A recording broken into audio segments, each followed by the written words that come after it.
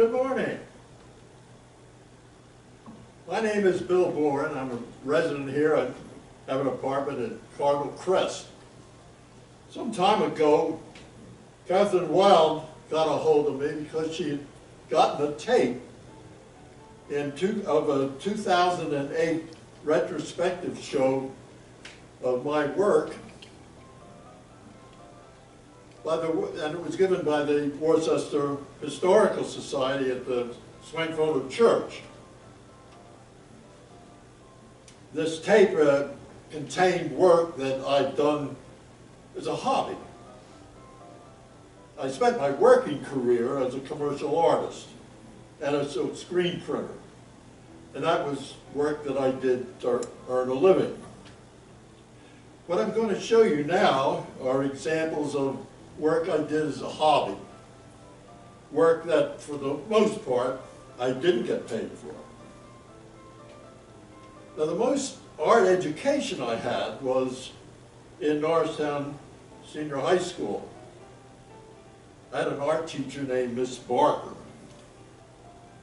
It was 1940, during the war, and most of our artwork was doing posters for the war effort, posters on buying bonds and so forth. So I didn't feel I was getting much of an art education, but Miss Barker must have been a pretty good art teacher, because in the history of Norristown High School, only 3 students have been put on the Norristown High School Hall of Fame. And 2 of them were from Miss Barker's art class. The 2 of us were actually in the same class, same year. By 1944, I was in the Navy in pre-flight school.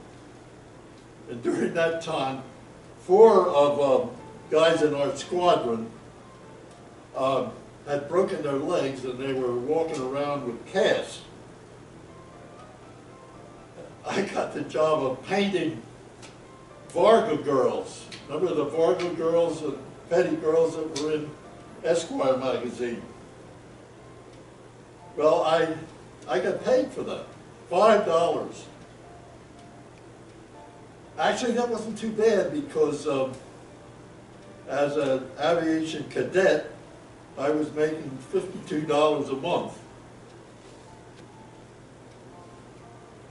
After the war, I got a job as a draftsman at Summerall Tubing Company in Bridgeport. And that's where I met Jenny. And this is where I started my career as a cartoonist. My brother and my best friend, Chris Branda, who incidentally was a law partner of Gordon Gerber, we got together in the basement of our house in Trooper.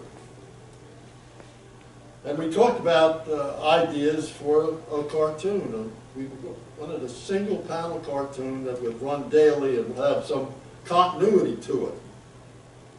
So we decided on a teenage girl who was just graduating from high school, and we named her Terry Hathaway. Now, after we came up with a few ideas, I took them to the Times Herald to see if there was any chance we could get them to publish them. Well, they said yes, they would publish them. They weren't going to pay me for them, but they would try to get other papers to publish them, and then we'd make some money on it. But they said they would hire me in their art department so I could spend my time doing cartoons, but also help them out in any art projects that they had. Well, it turned out that the desk, my art department was on the second floor hallway in the Times Herald building. And what they really wanted was someone who had some ability with an airbrush. It seems that a radio station, WNAR, had just opened up and was competing with the Times Herald for advertising revenue. And it turned out that my job was, if a photograph had a picture of one of those competing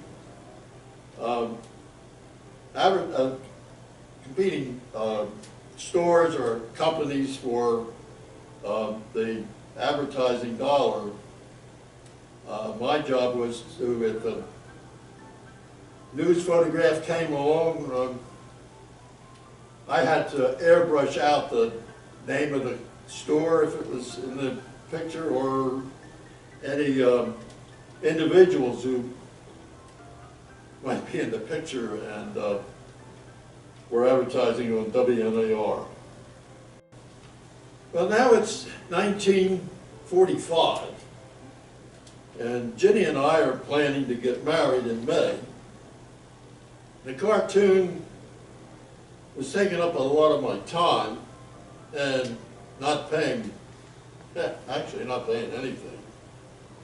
And when I found out that Sears, which was right across the alley from the Times Herald, was looking for an ad man and a display man, I applied for the job, and I was fortunate to get it. It's funny that actually what they were looking for was someone who would be able to paint signs for the store, and as it happened, about 2 months after I started working there, an edict came from Chicago, the home office of Sears, that there was to be no more hand-painted signs.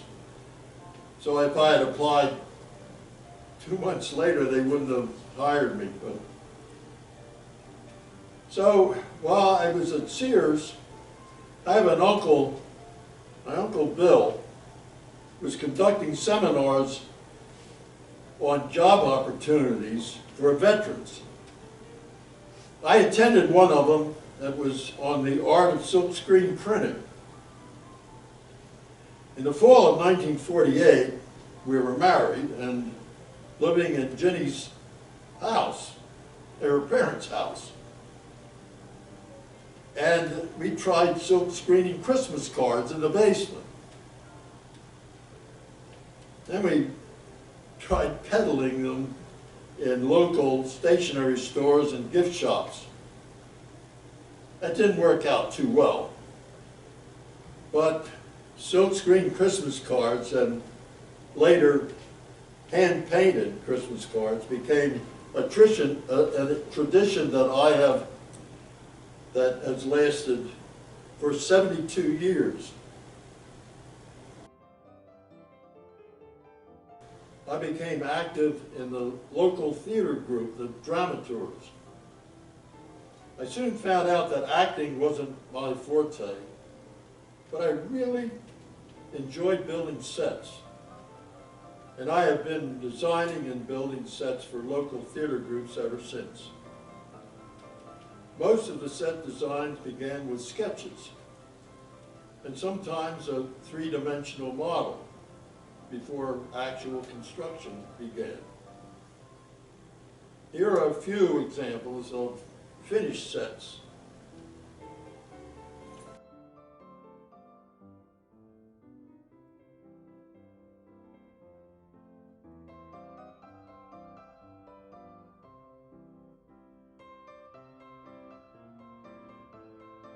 See some of the great farms that were here at that time, and I indulged myself with painting watercolors of many of them. The larger barn gave us more room for the silk screen business. And here are some of the paintings that, of Worcester that I did shortly after we had moved into our new home in Center Square, or in Center Point. First one here was Larry Smith's, and There's a couple others, Fred Sipe, who has Freddie Hill Farms, and there's one here of Robbie Rothenberger.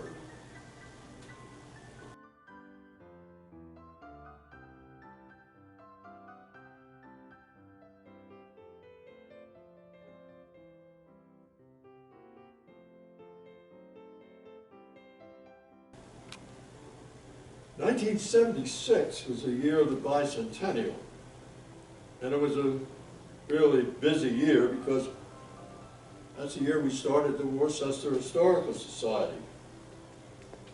And also I got to work with the county commissioners on designing a new county seal. The old county seal had a farmer and factory worker on each side of the county seal, and after several attempts, the commissioners approved my design, which consisted of replacing the farmer with an Afro-American woman and adding the county flower, the Dutch lily, below the seal.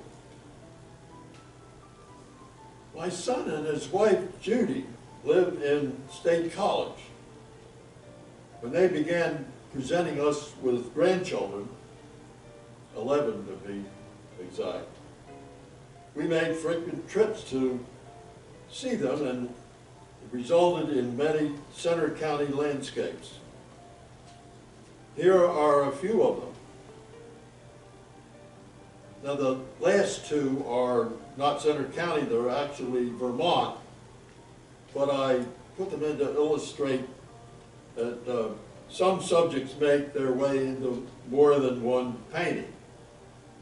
And you will probably recognize the little carriage buried in the snow.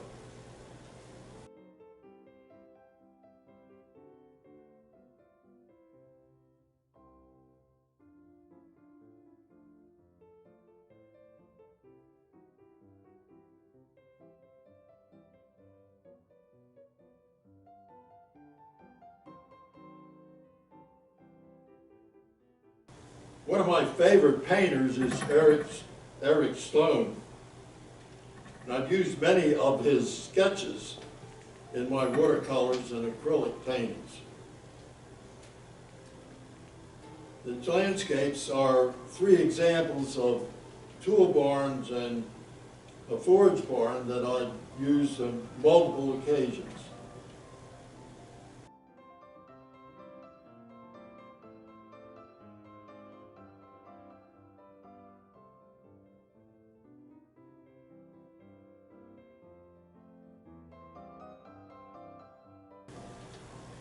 Closer to home, we lived just a stone's throw from the Peter Wentz farmstead. So it was a convenient subject, and I made the most of it. Here, in all kinds of weather and from many different viewpoints, is the Peter Wentz farmstead.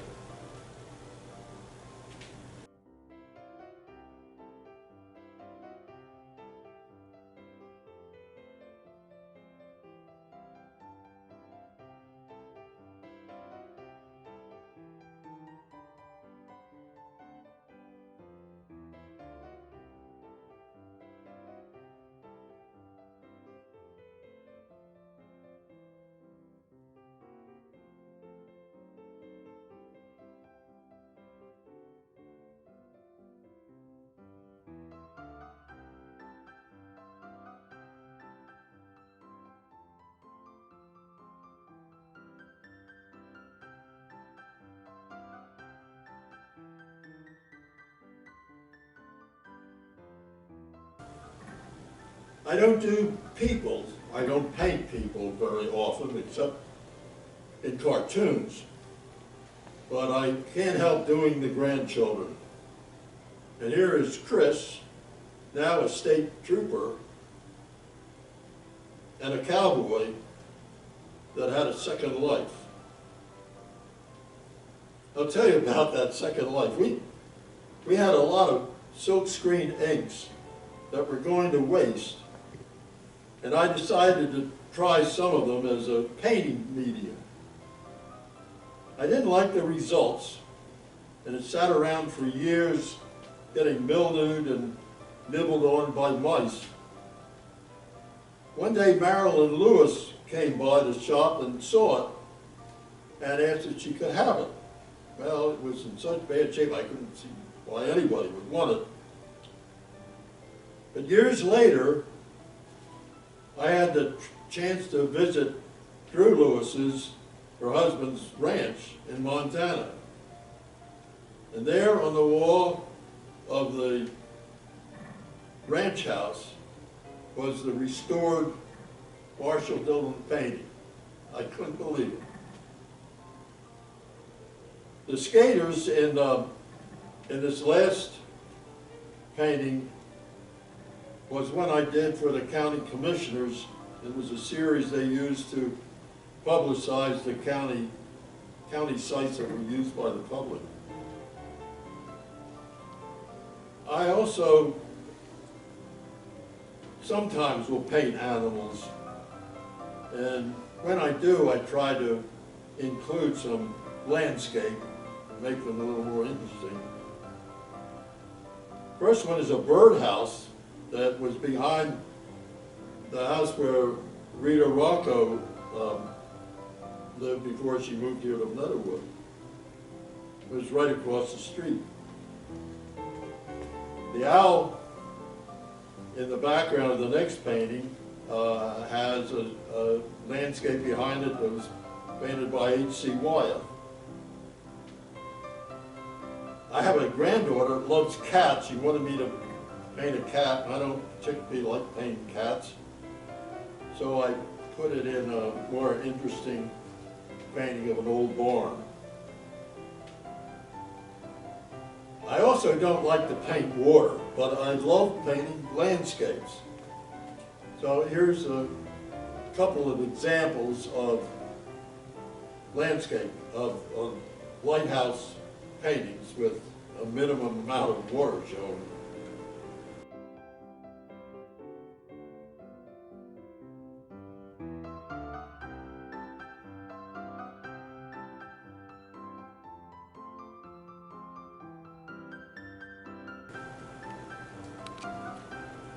I found that doing models was a good compromise of painting lighthouses and water. And some artists will use models to help them in painting three-dimensional objects. And I kind of do it the other way around. I sometimes will build a model that was inspired by one of my paintings, and here's a couple examples of that: a lighthouse and an Eric Sloan tool barn. And the last one is models of houses that I did for a builder, and he used the models as a sales tool.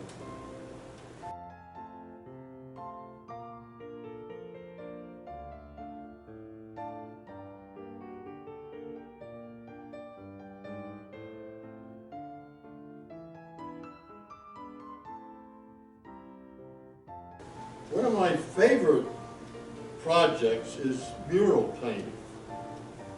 And here are a few examples. The first one can be found in the dining room at the Bay Pony Inn in Little Rock. Now, when we moved to Center Point, we had a very large, plain wall in the dining room. It was just begging for a mural. So I obliged with a painting of the Peter Wentz farmstead with our house in the background. The next two murals were done for the Schwenkfelder Library in Pennsburg when they opened their museum. The one pictures the captain's logbook with all the names of the original Schwenkfelders who came to this country back in the 17th century.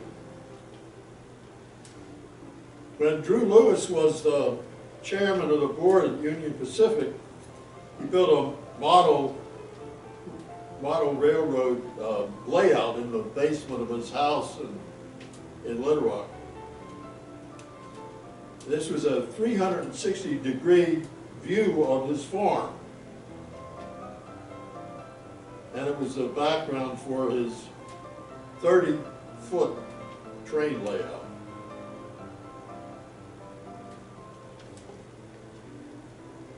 This one of the, it should be familiar though, any of you who have been in the pool. It was painted when the pool was first built, and I think that's probably 20 years ago. The last one is Millgrove, Audubon's home. And it was painted on the wall of the hallway in our second floor of our house. And it was a tribute to Jenny's father, Raymond Middleton, who was president of the Norristown Audubon Society for over 50 years. The mural shows Audubon on the left and Raymond on the right. After the Terry Hathaway cartoon ended in 1948, it was a long time before I took up cartooning again. By 2008, I was semi-retired, and there was an interesting primary going on in this country. And it got me back to commenting on current events.